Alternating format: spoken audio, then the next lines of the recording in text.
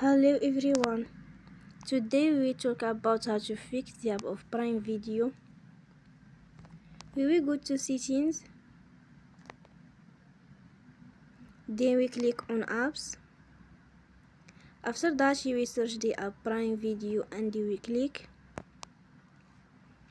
Then you will on force stop. After that you will go to storage. Then we click on clear cache.